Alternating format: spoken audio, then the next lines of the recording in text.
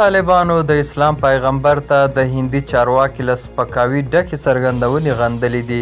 په سلامونو مو هرکلی کوم، زموږ یوټیوب چینل ته پخیر راغلی. د لا بشپړو معلوماتو لپاره ویډیو راسره تر پایه وګورئ.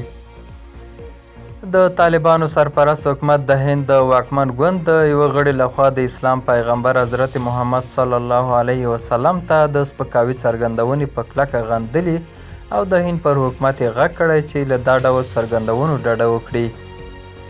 د طالبانو د سرپرست حکومت ویان ذبیح الله مجاهد تېره شپه پر خپل ټویټر لیکلي، موږ د هند پر حکومت غږ کوو چې دا ډول کسانو ته اجازه ورنکړي چې د اسلام سپېڅلي دین ته سپکاوی وکړي او د مسلمانانو احساسات راوپاروي. د هند بهارتیا جنتا ګوند ویان نوپور شرما په یو ټلویزیوني مناظره کې پوښتلي چې ولې رسول الله صلی الله علیه وسلم له خپلې بیبي عایشه رضی الله تعالی عنه سره چې عمر یې له 10 کلونو کم واده کړی و. دا څرګندونې نه یوازې دا چې په هند کې د مسلمانانو غوسه او خفګان راپارولی، بلکې د ګڼو اسلامي هیوادونو له سخت غبرګون سره مخ شوي دي.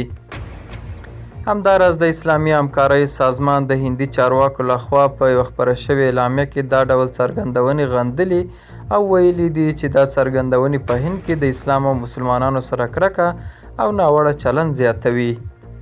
د کویټ حکومت هم د هند سفیر احضار کړی او پاکستان او ایران د هندي چارواکي د دې څرګندونو پر وړاندې توند غبرګون ښودلی دی. یو شمېر نورو اسلامي هیوادونو هم د هند سفیران احضار کړي او د نړۍ له خلکو او په ځانګړې توګه له مسلمانانو یې بښنه غوښتې ده. په داسې حال کې چې د هند د واکمن ګوند د 2 غړو لخوا د اسلام پیغمبر صلی الله علیه وسلم ته د سپکاوي پر ضد غبرګونونه ډیر شول، دغه ګوند د یوې اعلامیې په خپرولو سره له 2 غړو څخه یوې ګوښه او د بل غړیتوب یې تر نورو څېړنو پورې وځنډاوه. دا وه زموږ نننۍ چمتو شوې ویډیو. تر بیا ښې چارې.